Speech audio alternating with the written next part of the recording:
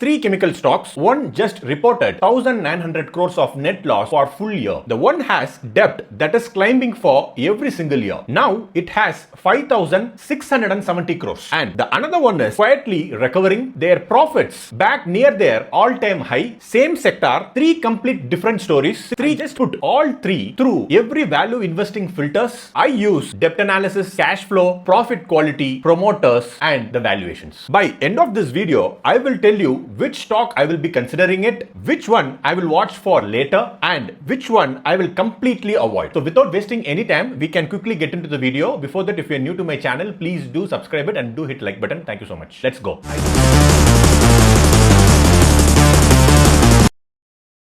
We will be discussing about Tata Chemicals, SRF and Deepak Fertilisers. Let's start with what exactly the SRF does. They have something called the fluorochemicals. It's an refrigerant for ACs, fridges under the Floran brand. They have something called the specialty chemicals as well. It is mainly used for agro and the pharma inputs.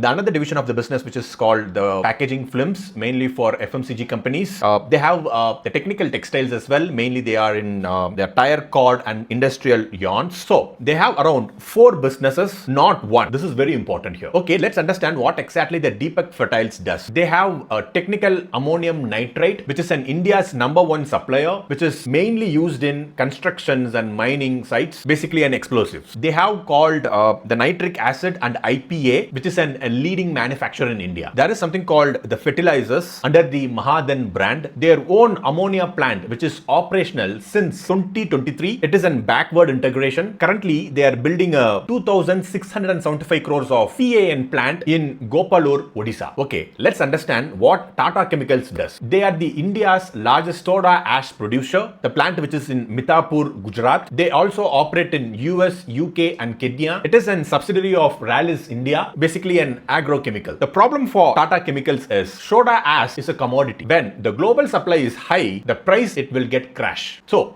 my understanding about their business model is SRF is completely diversified. They have a multiple tailwinds. It is something like a best position. Deepak Nitrate, it has a strong niche. It has high capex cycle right now. Tata Chemicals, it is a completely a commodity business. Global oversupply is currently hurting them. Okay. So now let's check how is the demand. SRF, the old refrigerant, it is being phased out globally by certain regulations. The HFO demand, it is rising permanently. The India's AC and the refrigerant market is growing fastly. The summer economy is real. The India's agrochemical export is recovering. The packaging films, the demand is steady with India FMCG growth. This is not a cyclical. This is an regulation driven for structural growth. Let's understand the Deepak Fertilisers demand. It is looking like a strong, but there is a near-term pressure. The India's infrastructure boom, basically the roads, mines and the ports, all it needs TAN, mainly for blasting. There is no serious domestic competitor for TAN. The new TAN plants, it's doubles the capacity. There is more revenue in financial year of 27. Headwinds. The Middle East war, it spiked the gas rate. The raw material cost, it goes up. Their EBITDA is declined 13% year on year. The war impact is completely real. The government fertilizer subsidy uncertainty is a risk. Okay, let's understand the Tata Chemicals demand. I see there is a structural headwinds. The India's domestic ash demand is completely growing. Solar glass and the EV battery demand, it is a long-term positive. But the global soda ash demand, which is in the market, is completely oversupplied. China is flooding the market. US operations are suffering from unprofitable export price. Their revenue, it has been fallen for 3 years in a row.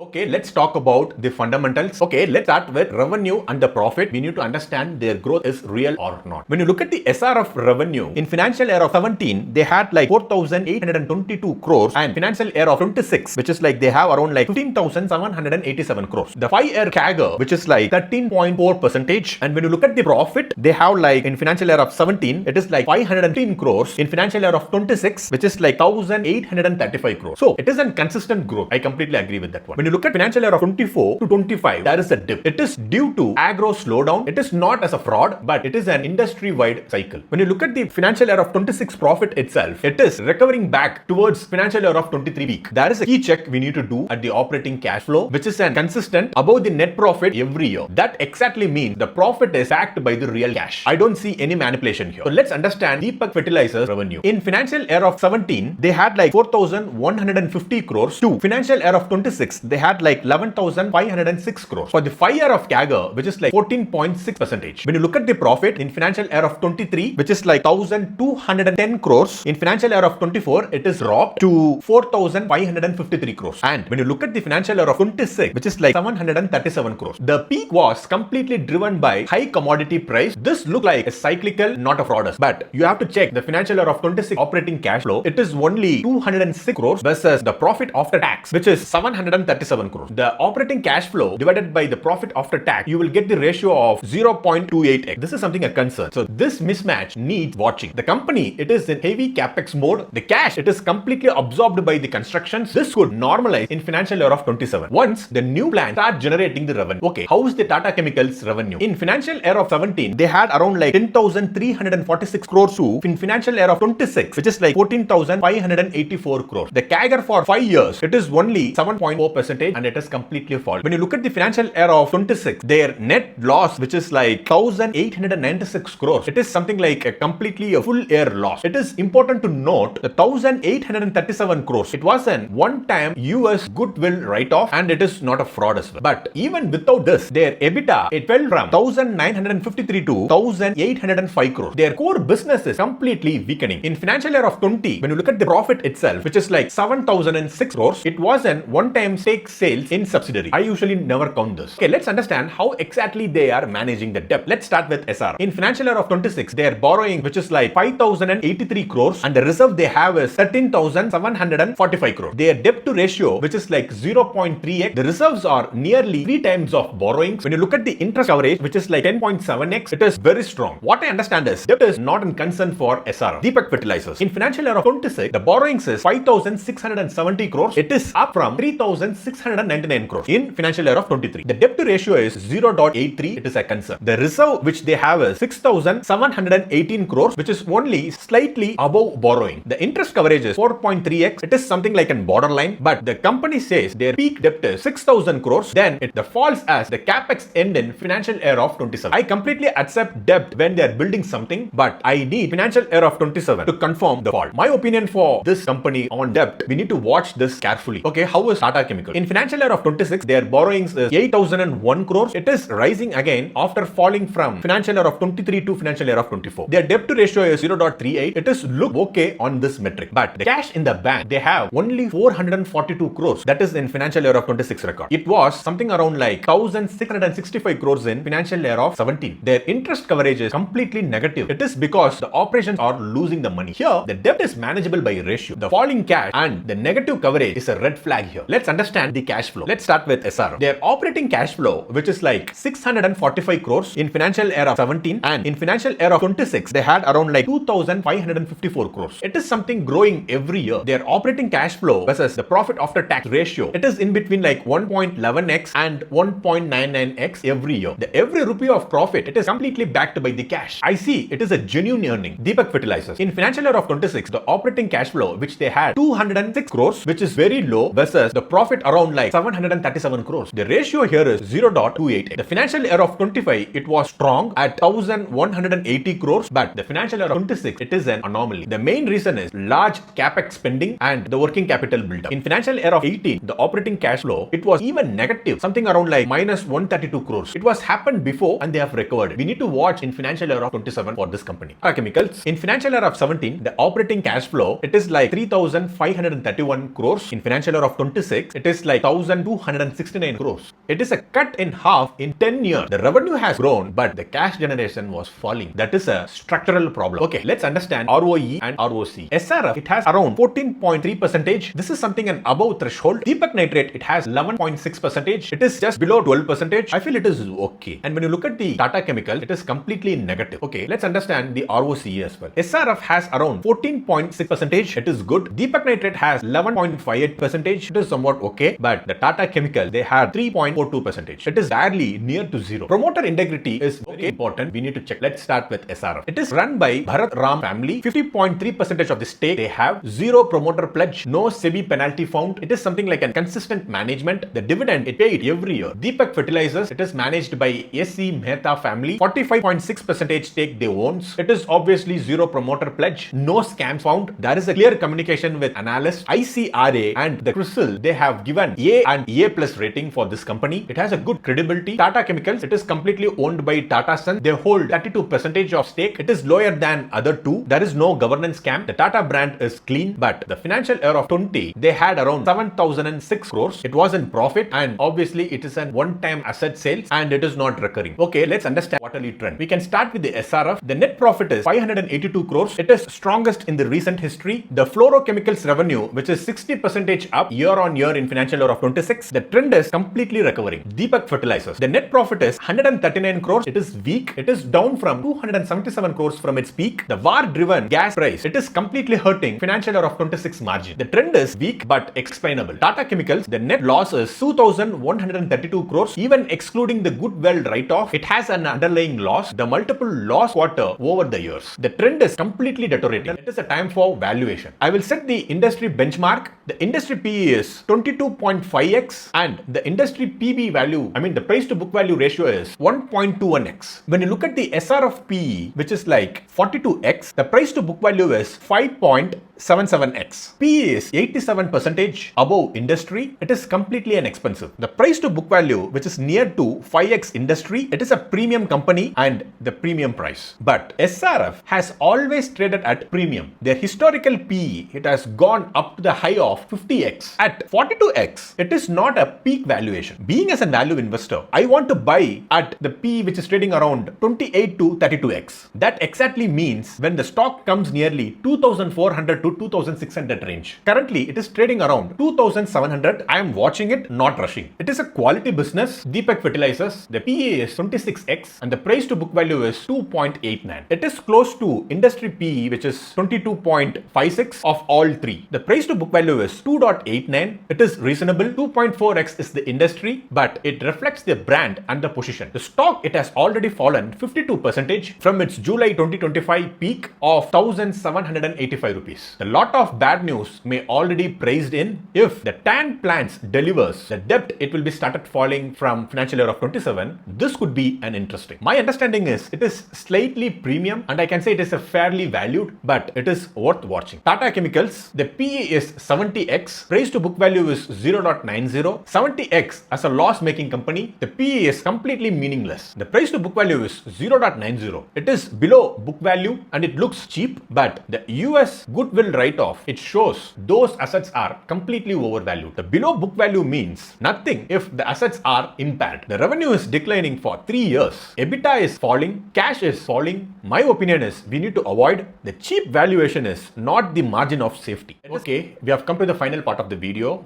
What I am going to consider. SRF, I may consider. It has a best business quality of 3. They have 4 diversified segments. The fluorochemicals growth is structural, not cyclical. The operating cash flow is consistent, which is above the profit. Earnings are real. The interest coverage is 10.7x. Debt is not a problem. The promoter stake is 50.3%. There is zero pledge. The financial year of 26 profit is 1,835 crores. It is recovering towards peak, but the concerning thing is the PE, it is trading at 42x, which is above the industry standard. The premium price is the only concern, and it is not a cheap at all. For value investors, entry matters. I will consider SRF when it trades nearly like 2,400 to 2,600 range. At 2,700, I am watching this. I am not in hurry. This is not a buy recommendation. Please do your own due diligence before investing.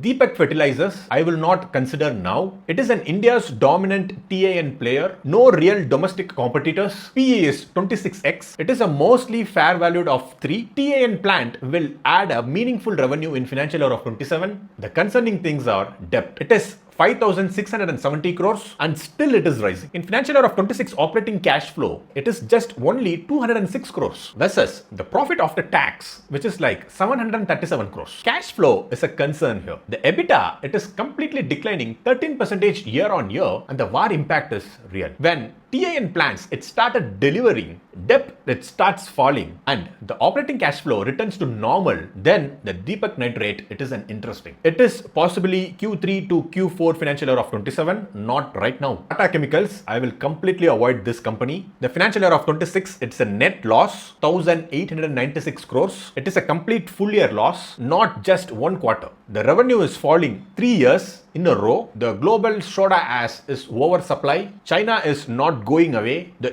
US goodwill write-off, which is 1,837 crores, the assets were overvalued. Their operating cash flow halved in 10 years. The ROCE is only 3.4%. It is barely generating the returns. PE is 70x on a loss-making company. There is no basis of valuations. I will completely avoid this company now. The Tata brand gives you a governance comfort, but the brand does not fix the commodity cycle or the structural declining revenues. We need to wait for the global soda ash recovery. Okay, this is my own analysis. This is not something like a recommendation. You need to do your own due diligence before investing. If you find this video is helpful, please do hit a like button. Thank you so much. We'll see you on another good video. Bye.